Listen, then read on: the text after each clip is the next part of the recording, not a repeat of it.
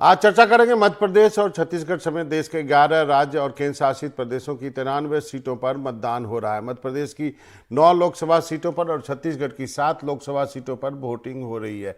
हालांकि इस बार के चुनाव में बहुत जमकर वोटिंग तो नहीं हो रही है, लेकिन अब से थोड़ी देर में सब कुछ पता चल जाएगा कि कितना परसेंटेज वोटिंग हुआ है। दरअसल गर्मी बहुत तेज है, हो सकता है शाम के वक्त वोटिंग फीसदी और बढ़ जाए। तो ये कहानी है अभी तक की, आपको जो जानकारी दी। वोटिंग एक कंसर्न है, इस चुनाव में उतनी ज़्यादा वोटिंग नहीं हो रही जितनी होनी चाहिए। मध्य प्रदेश की गुना शिवपुरी सीट पर तेज मतदान हुआ है। 4 बजे तक यहाँ पर 65% वोटिंग जो है हो चुकी है। ये गुना शिवपुरी संसदीय क्षेत्र से ज्योतिरादित्य सिंधिया उम्मीदवार हैं। 40 से 41 डिग्री तापमान में भी वोट करने के लिए लोग यहाँ पर पहुँचे हैं। ये एक महत्वपूर्ण जानकारी है जो कि इस सीट को लेकर के गुना शिवपुरी सीट, जहाँ से कि ज्योतिरादित्य सिंधिया चुनाव लड़ रहे हैं। तेज़ गर्मी के बावजूद भी लोग वह यहाँ पर निकल कर आए हैं। अभी तक की जो हम बात करें तो 3 बजे तक के जो आंकड़े हैं वो जो है वो अब अलग अलग जगहों के अलग अलग आंकड़े आ रहे हैं। चुनाव में भिंड में 44.18% वोट पड़े हैं। भोपाल में 3 बजे तक 50.16% मध्य प्रदेश में यदि टोटल आंकड़े कहें तो 54.09% वोट पड़े हैं, जबकि छत्तीसगढ़ में 58.19% वोट पड़े हैं। तो 54 और 58 का आंकड़ा जो है वो मध्य प्रदेश और छत्तीसगढ़ का है। यदि टोटल पोलिंग की बात करें, कहीं पे ज़्यादा है, कहीं पे कम मतदान भी हुआ है।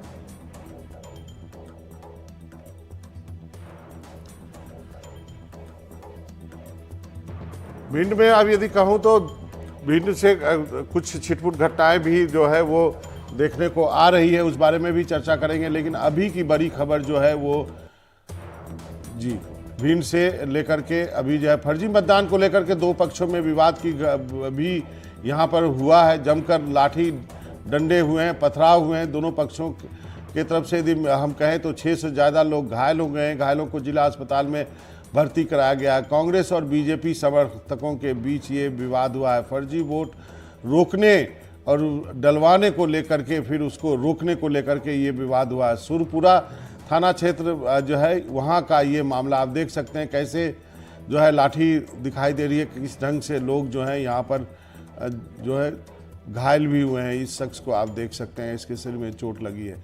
यहाँ पे फर्जी मतदान होने की आशंका थी, उसको लेकर के जो है वो 2 गुटों में झगड़ा हुआ है। बीच बचाव भी करते लोग नज़र आ रहे हैं, लेकिन यहाँ जो है फिर आपस में झगड़ा हुआ, जिससे कि 2 पक्षों के बीच विवाद बढ़ गया और आप देख सकते हैं कुछ लोग घायल भी हुए हैं।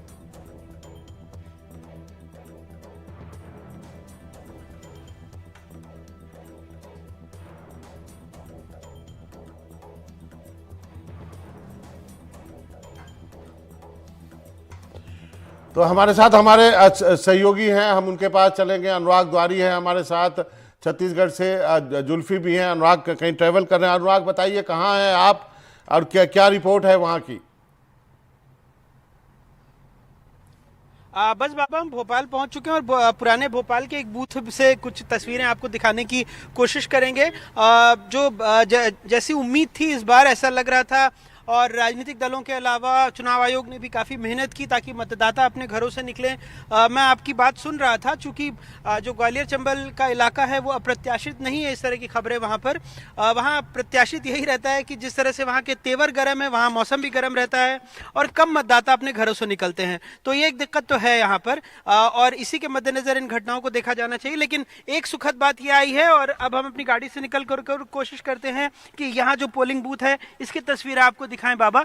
और ये भोपाल में चूंकि लगभग 3 बजे तक 50% से ज़्यादा का मतदान हो गया था बाबा, और अभी भी आप देखिए कि जो ये पुराने भोपाल का इलाका है यहाँ पर अब लोग आ रहे हैं वापस से, क्योंकि 6 बजे तक मतदान होना है। सुबह लंबी लंबी कतारें देखी गई थी और अब भी एक एक करके लोग आ रहे हैं अपने मताधिकार का इस्तेमाल करने के लिए। बाग दिलकुशा का इलाका है और 6 बजे तक मतदान होगा, तो ऐसे में जो भी लोग बचे हुए हैं वो यहाँ आ रहे हैं अपने मताधिकार का इस्तेमाल करने। लेकिन बाकी के मध्य प्रदेश में अगर 9 सीटों की बात करें तो जो मध्य प्रदेश है, चाहे भोपाल हो, बैतूल का इलाका हो, विदिशा का इलाका हो, यहाँ पर फिलहाल अच्छी वोटिंग हुई है। जो ग्वालियर चंबल का इलाका है वहाँ पर थोड़ा कम मतदान हुआ है।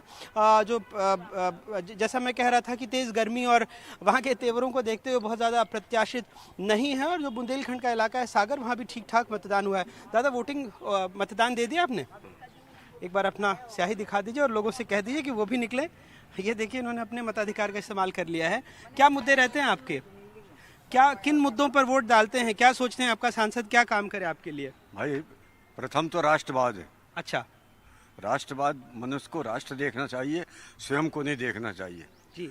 और बीजेपी राष्ट्रवाद को देख रही है, इसलिए हम राष्ट्रवाद के नाते बीजेपी को पसंद करते हैं। राष्ट्रवाद के नाते आप लोग क्या सोचती हैं? महंगाई ज्यादा है या आपको भी लगता है राष्ट्रवाद? किस मुद्दे पर वोट देती हैं आप, क्या सोच के? अब ये कैसे बता सके हम? नहीं मतलब अपने सांसद से क्या चाहती हैं तो आप ही बताएंगी काकी, और कौन बताएगा? महंगाई तो बहुत हो ही गई भैया। महंगाई हो गई है बहुत। हाँ, चाहते हैं, फायदा चाहते हैं, महंगाई कम हो ये चाहते हैं। दादा चाहते हैं राष्ट्रवाद, आप चाहती है महंगाई। आप इधर चश्मा पहन के बहुत अच्छे लग रहे हैं आप। नहीं चश्मा उतारिए मत। आप क्या चाहते हैं, महंगाई, राष्ट्र या विकास या रोजगार? रोजगार और विकास दोनों चाहते हैं। रोजगार और विकास जी। तो बाबा देखिए, एक पोलिंग बूथ पर 4 मतदाता हैं, 4 आयु वर्ग हैं और किसी को विकास चाहिए, किसी को राष्ट्रवाद चाहिए और कोई कहता है कि महंगाई कम हो। तो अलग अलग मुद्दे हैं और लगभग ऐसे ही मुद्दों को देखते हुए हम जिन सीटों पर मतदान हो रहा है उसको कवर करते हुए आ रहे हैं। बाबा अनुराग, अब ये बताइए कि ये जो फेज है, तीसरा फेज, इसमें ज्योतिरादित्य सिंधिया भी हैं, दिग्विजय सिंह भी हैं, विदिशा की भी सीट है। आपका आकलन क्या कहता है यहाँ पर कि किस ढंग से किनकी गर्दन फंसी हुई है, कौन कौन निकल जाएगा? देखिए बाबा, ये बड़ा दिलचस्प मुकाबला है, बड़ा दिलचस्प चरण है, क्योंकि एक महाराजा जो सिंधिया राज परिवार के वो गुना से लड़ रहे हैं, एक राजा दिग्विजय सिंह वो राजगढ़ से लड़ रहे हैं और 2 पूर्व मुख्यमंत्री जिसमें दिग्विजय सिंह भी हैं और विदिशा से शिवराज सिंह चौहान भी हैं। तो शिवराज सिंह चौहान का जो मुकाबला है वो 2 दफ़े के सांसद रह चुके हैं, लेकिन सियासी पारी एक तरह से उनके बहुत ज़्यादा सक्रिय नहीं है। तो वहाँ अब हम ये आराम से कह सकते हैं कि वो कहीं ना कहीं लीड बढ़ाने की लड़ाई है कि कितने मतों से जीतेंगे। लेकिन जहाँ बाकी की सीटें हैं, चाहे राजगढ़ की बात हो, वहाँ 2 दफ़े के बीजेपी के सांसद हैं, उनके लिए दिग्विजय सिंह के मैदान में उतरने से, क्योंकि पिछली दफ़े 4 लाख से ज़्यादा मतों से जीते थे और भोपाल में लगभग 3 लाख से ज़्यादा मतों से दिग्विजय हार गए थे, लेकिन आप अपनी परंपरागत सीट पर लौटे हैं लगभग 32-33 साल बाद। तो वहाँ की राजनीति को बखूबी समझते हैं, जो मैन टू मैन मार्किंग करके लड़े हैं। तो वहाँ कहीं ना कहीं रोडमल नागर जो बीजेपी के सांसद हैं उनके लिए मुश्किलें काफ़ी बढ़ गई हैं। और साथ ही साथ जो ग्वालियर चंबल का इलाका है, क्योंकि अगर आप विधानसभा चुनाव के लिहाज से भी देखेंगे तो जो मुरैना का इलाका है वहाँ पर 5-3 का स्कोर था, यानी 5 सीटें विधानसभा में कांग्रेस के पास थी, 3 बीजेपी के पास थी। तो वो इलाका एक मुश्किल हो सकता है। ग्वालियर का जो इलाका है, ग्वालियर शहर का जो इलाका है, वहाँ का जो लोकसभा क्षेत्र है वो भी थोड़ी मुश्किलों भरा हो सकता है। लेकिन जो बुंदेलखंड का इलाका है वहाँ पर वैसे भी सिर्फ एक बीनागंज से कांग्रेस की विधायक थी, एक दिन पहले उनको अपने पाले में शामिल कर लिया है। देखिए, इससे होता क्या है कि जो आपका बूथ पे बैठने वाला कार्यकर्ता है या बाकी के लोग हैं वो आपको मिलते नहीं है। तो ये एक परेशानी का सबब वो यहाँ कांग्रेस के लिए हो सकता है। तो इस लिहाज से अगर आप 3 सीटें देखें तो उसमें कांग्रेस के प्रत्याशी बीजेपी के लिए मुश्किल खड़ी कर सकते हैं। जी बाबा। गिरिजा जी भी हमारे साथ जुड़ गए, उनके पास भी चलेंगे, लेकिन अब मेरा एक सवाल ये है कि राजगढ़ में वोटिंग जो है वो सबसे तेज हुई है और भिंड में सबसे कम हुई है। इसका कोई कनेक्शन हो सकता है क्या दिग्विजय सिंह के वहाँ चुनाव लड़ने से? क्या आप कुछ इस पर रोशनी डाल सकते हैं? अनुराग। अब बाबा, क्या ये सवाल मुझसे है? जी आपसे है पहले।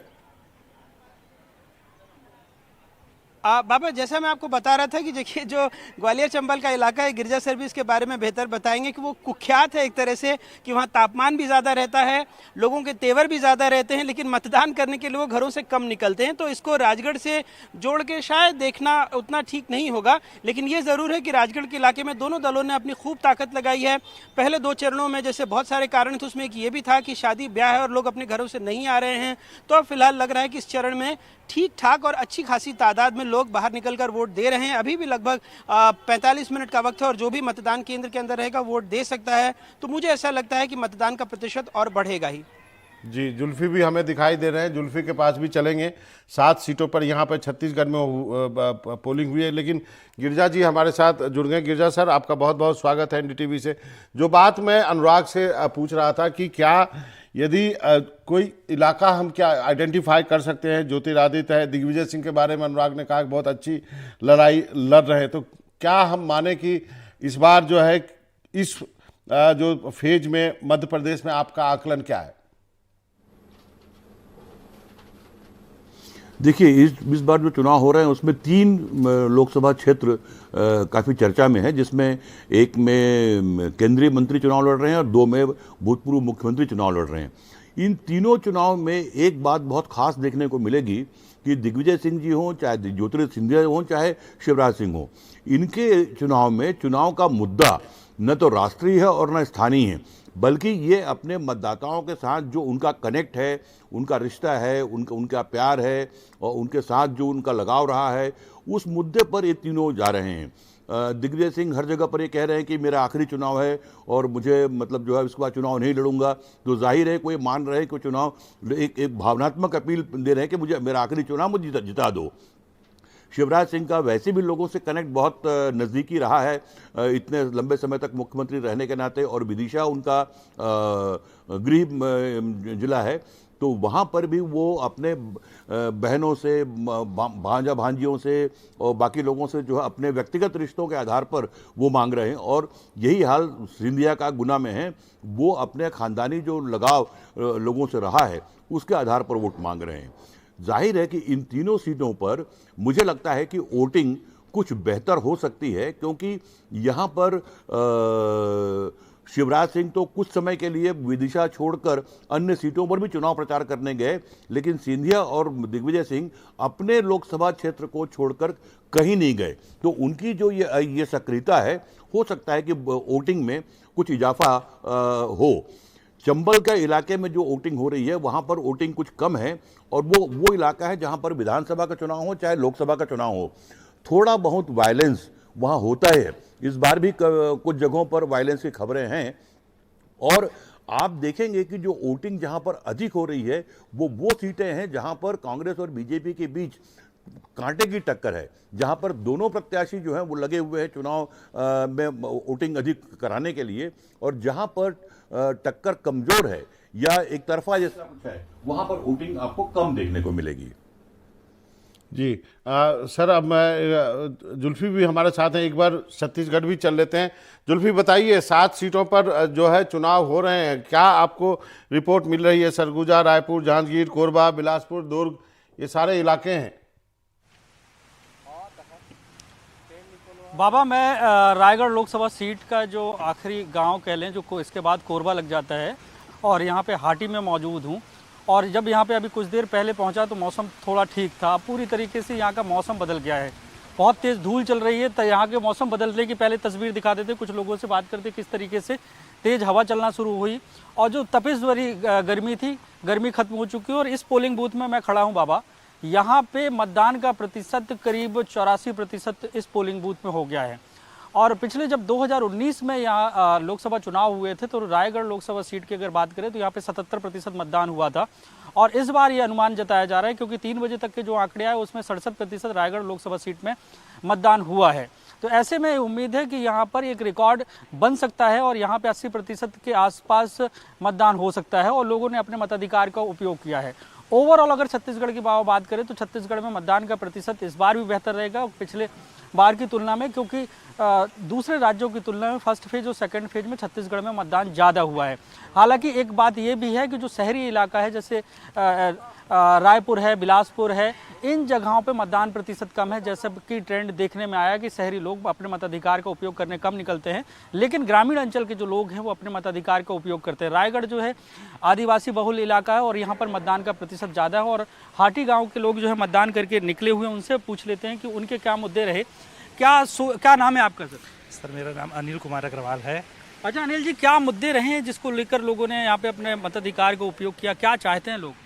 मताधिकार का बात तो ऐसी है सर जी कि सबसे पहले अभी जो भाजपा आई, जो 1000 रुपये वाला ये जो रीजन था, ये हमारी महिलाओं को बहुत ज़्यादा लुभावना लगा है। इस चक्कर में महिलाएं लोग बहुत बढ़ चढ़ के हिस्सा ली हैं। आज ये योजना काम करी, मतलब मुद्दे क्या हैं, मुद्दे और इसके अलावा योजना के अलावा मुद्दे कुछ? और ये मेन मुद्दा तो यही है। अच्छा, आप युवा हैं, आपको क्या लगता है क्या मुद्दे हैं? बेरोजगारी, बेरोजगारी मुद्दा है, इधर आ जाइए, खड़े हो।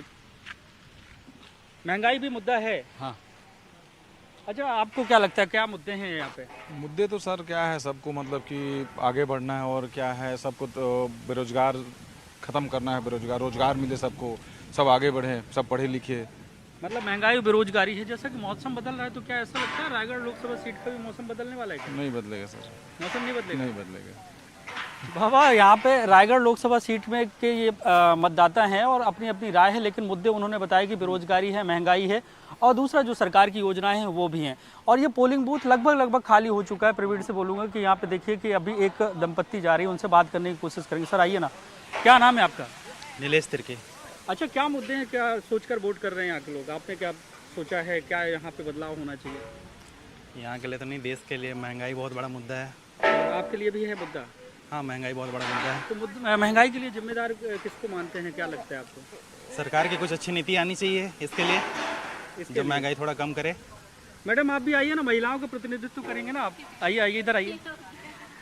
बाबा बोलना नहीं चाहते, लेकिन हमने बात करने की कोशिश यहाँ पे की है। लोगों का ये कहना है कि यहाँ के जो मुद्दे हैं, महंगाई है, बेरोजगारी है और सरकारी योजनाएं भी हैं।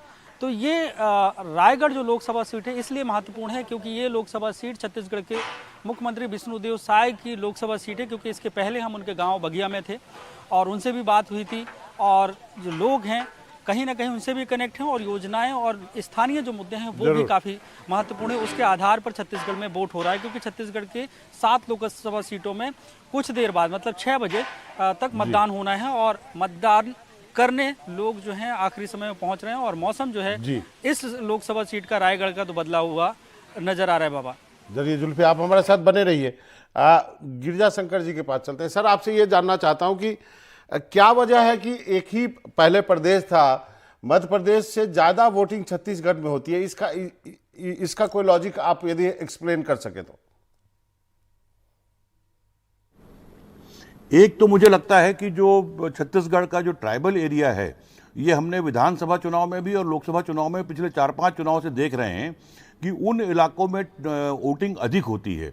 वो वोटिंग ट्राइबल एरिया में अधिक क्यों होती है, इसका कोई बहुत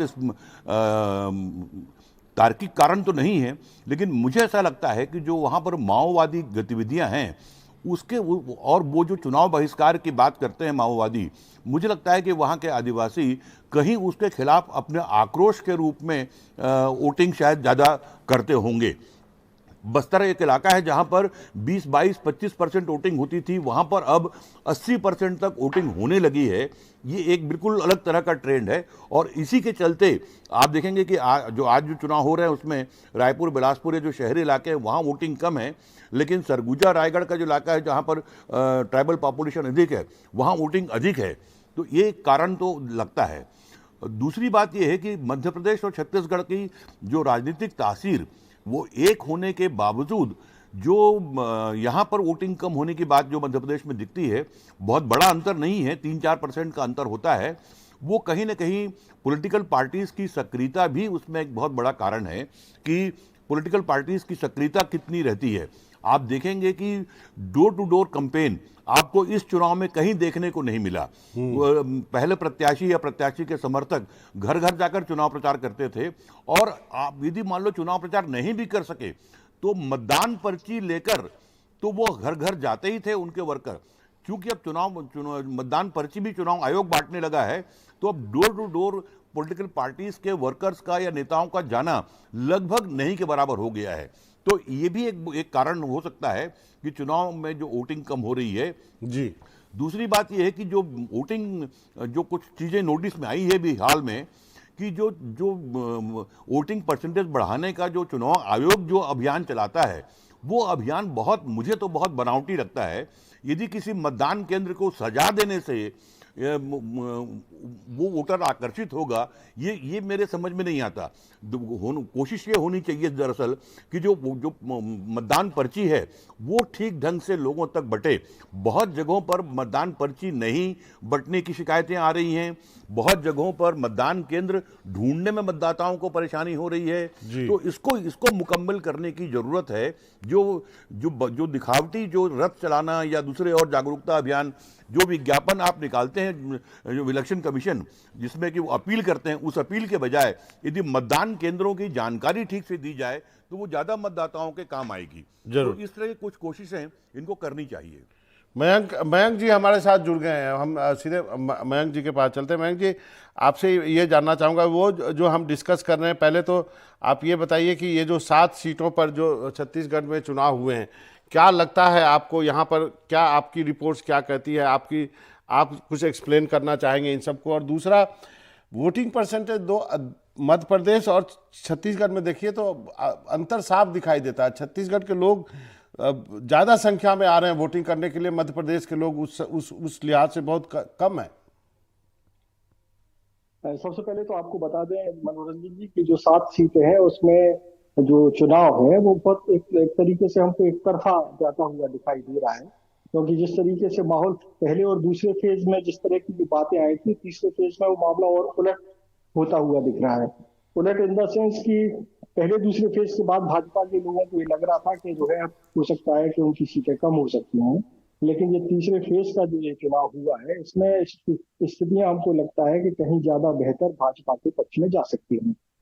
अब रही बात इसकी कि वोटिंग परसेंटेज छत्तीसगढ़ में ज्यादा है या ठीक ठाक है बनिस्बत मध्य प्रदेश में, तो हमको ऐसा लगता है कि जब छत्तीसगढ़ मध्य प्रदेश से हट करके नया राज्य बना 2000 में, उसके पहले तक जो है वहाँ छत्तीसगढ़ का जो क्षेत्र है वहाँ विकास कार्य उतने नहीं हुए थे अपेक्षाकृत जितने के मध्य प्रदेश के दूसरे भागों में होते रहे।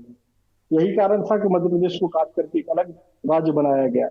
अब मध्य प्रदेश जो छत्तीसगढ़ जो है अगर कहा जाए तो 24 साल करीब उसको बने हुए हो गए हैं, और इस दौरान जो डेवलपमेंट के कार्य हैं वो जो धीरे धीरे जो काम चल रहा है उससे लोगों में एक भरोसा सरकार के प्रति ज्यादा है।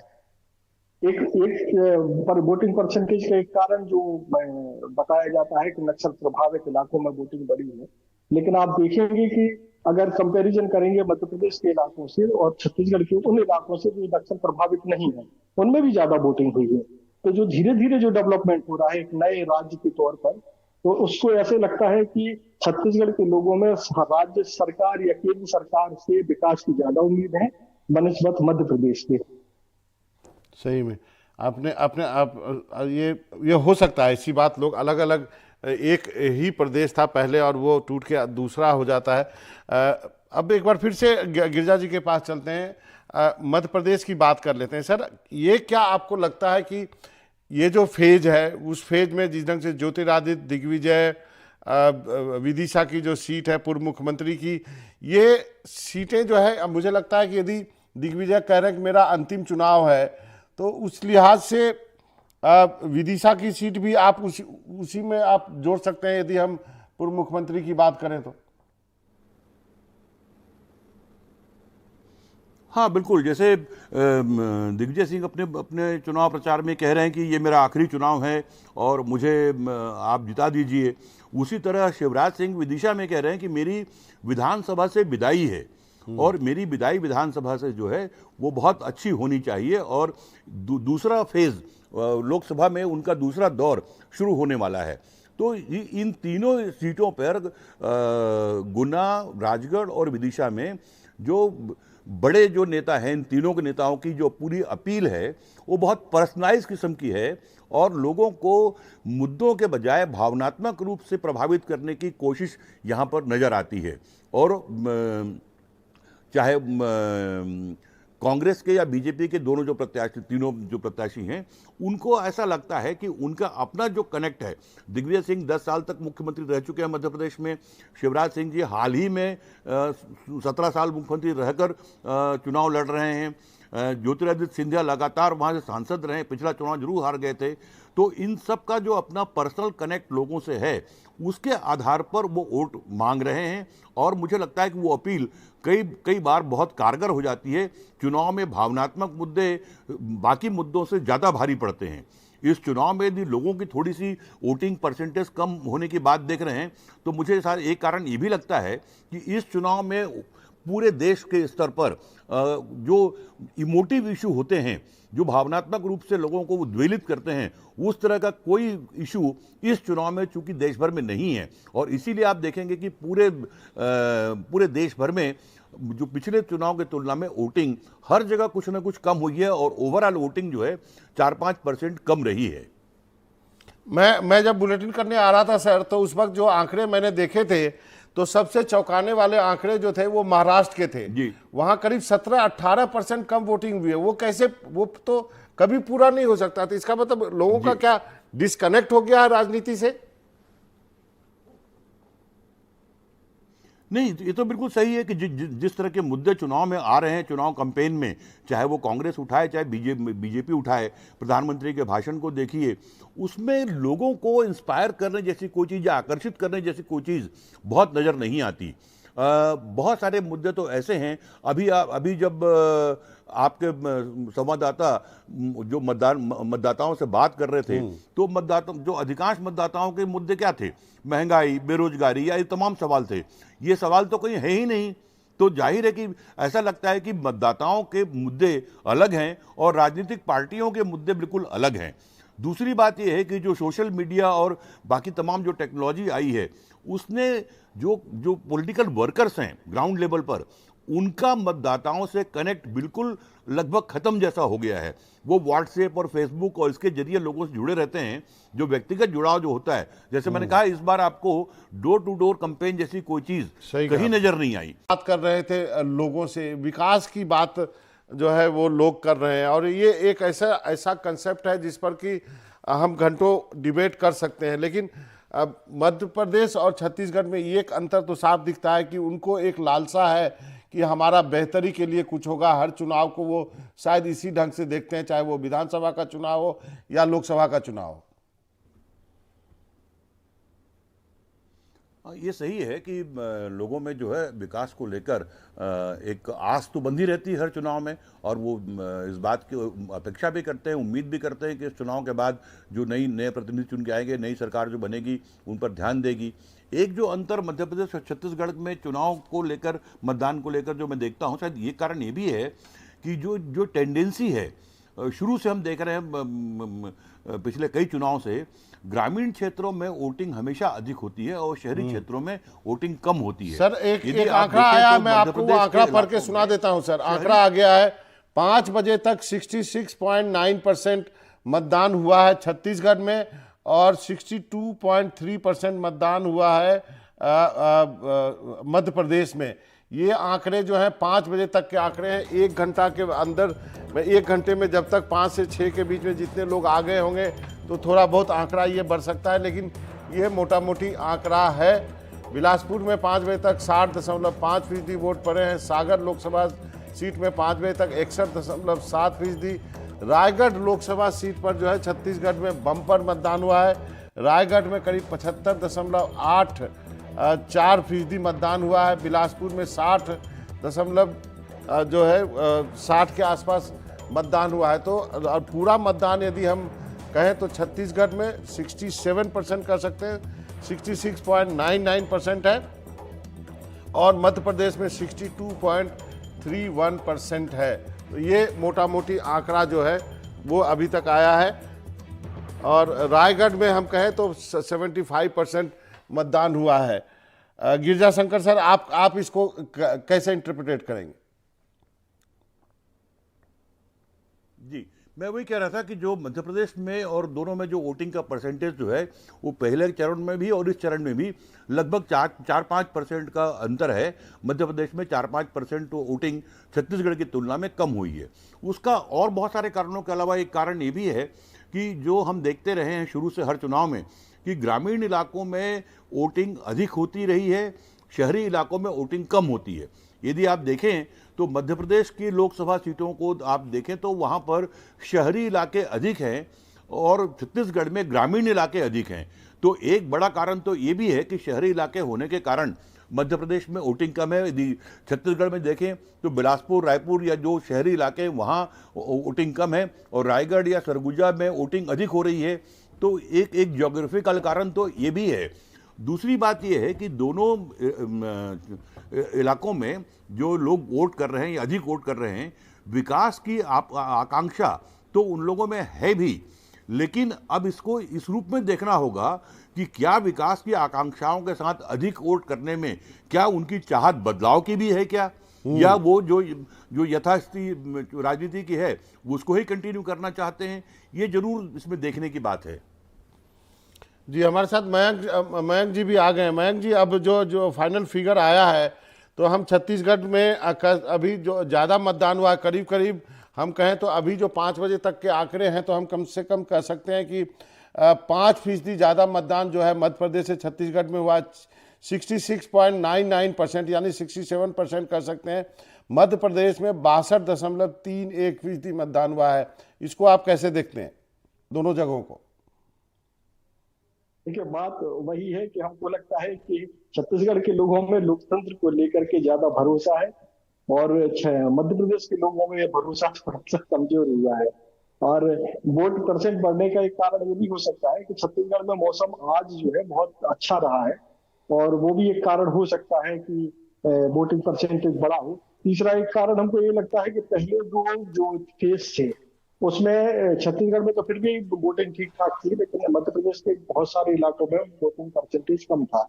तो इस बार जो है छत्तीसगढ़ के जो स्थानीय नेता हैं उन्होंने एक कैंपेन इस पर फोकस किया था कि हम लोग मतदाताओं को ज्यादा से ज्यादा जो है मतदान के लिए प्रेरित करें, उनको बाहर निकाल करके लाएं। तो ये भी एक कारण हो सकता है कि यहाँ की जो संगठन है वो ज्यादा सक्रियता से काम कर रहा है और मध्य प्रदेश का संगठन थोड़ा सा कम सक्रियता से काम कर रहा है।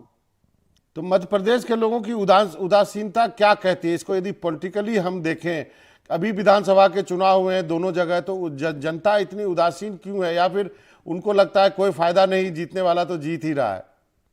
नहीं, ऐसा भी नहीं है। आज छत्तीसगढ़ में एक नई बात हमको पता चली कि जैसे पिछली बार तक हम लोग ये मान करके चल रहे थे कि कम परसेंटेज होने का कारण ये भी हो सकता है कि भाजपा के लोगों को या भाजपा का समर्थन करने वालों को ऐसा लगता है कि इस बार तो हम लोग जीत ही रहे हैं तो वोट डालने की क्या जरूरत है।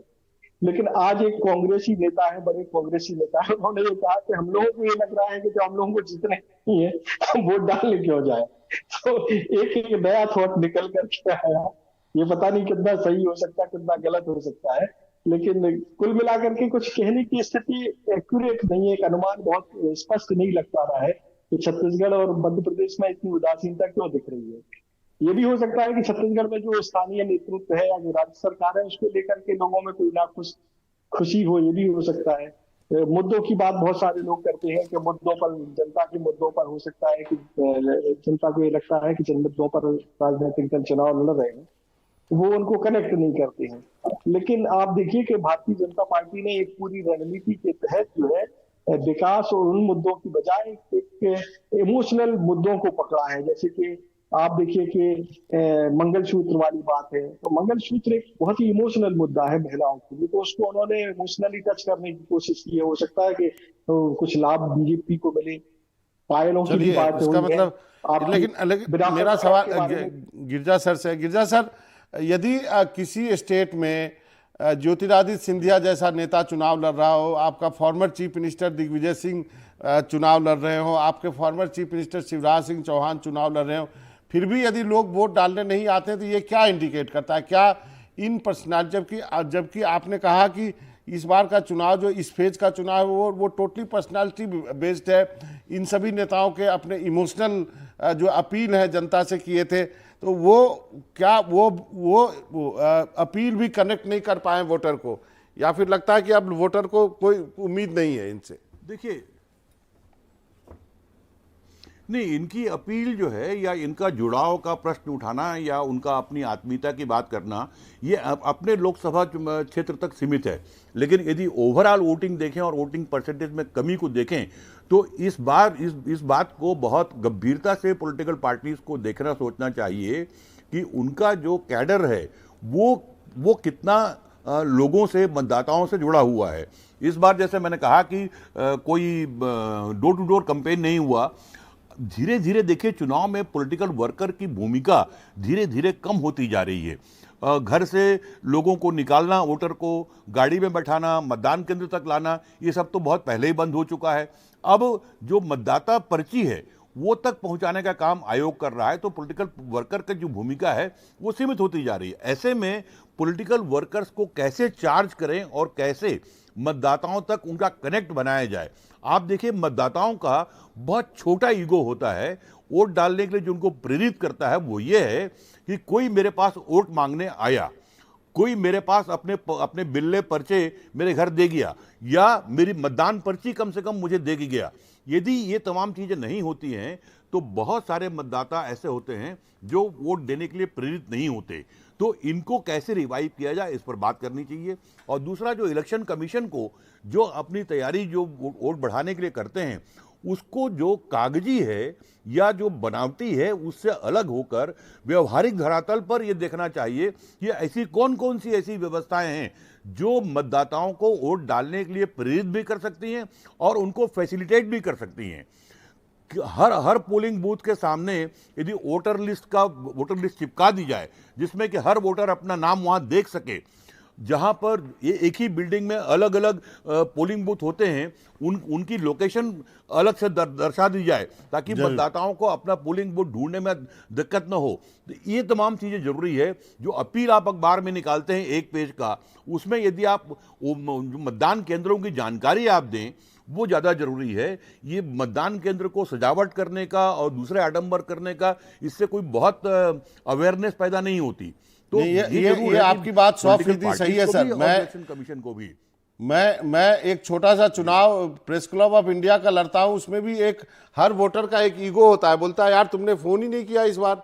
मैंने कहा मैंने ट्राई किया था, आपका फोन बिजी आ रहा था, लेकिन हर वोटर ये उम्मीद करता है कि आप उनको फोन करें और बोलें कि जरूर भाई साहब जरूर आइएगा, इतने तारीख को वोटिंग है जी।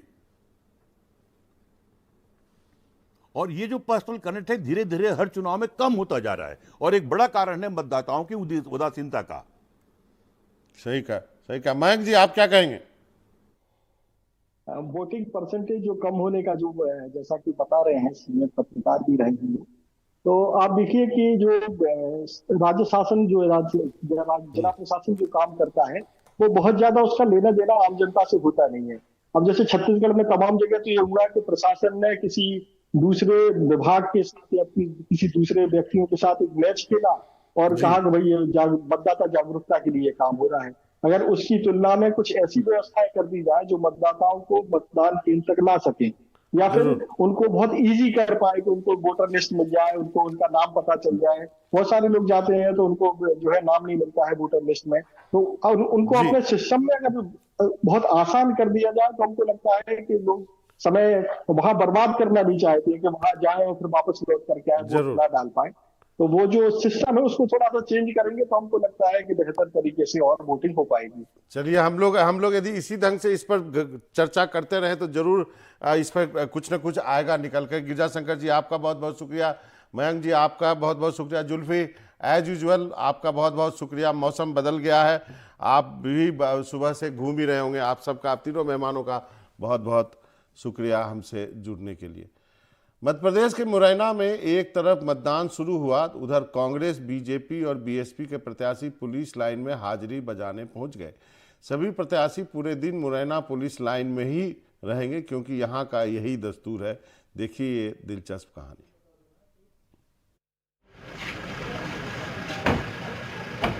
मुरैना पुलिस लाइन में ये तस्वीर बहुत ही खास है। वोटिंग वाले दिन बीजेपी, कांग्रेस और बसपा तीनों दलों के प्रत्याशी एक साथ हैं। दिल से आशीर्वाद मिलने की गुंजाइश भले ना हो। जो जूनियर है वो सीनियर के पैर छूकर अभिवादन भी कर रहा है। बीजेपी के प्रत्याशी शिवमंगल सिंह तोमर, कांग्रेस के सत्यपाल सिंह सीकरवार और बसपा के रमेश चंद्र गर्ग सब के सब पुलिस लाइन में। आपको ये तस्वीर और कहानी हैरान कर सकती है, लेकिन मुरैना में ये रिवायत 28 सालों से चली आ रही है और ये परंपरा क्यों शुरू हुई वो भी आपको बताएंगे। लेकिन पहले सुनिए पुलिस लाइन में नजरबंद बीजेपी के उम्मीदवार शिव मंगल सिंह तोमर को बाहर भगवा की हवा का कितना भरोसा है।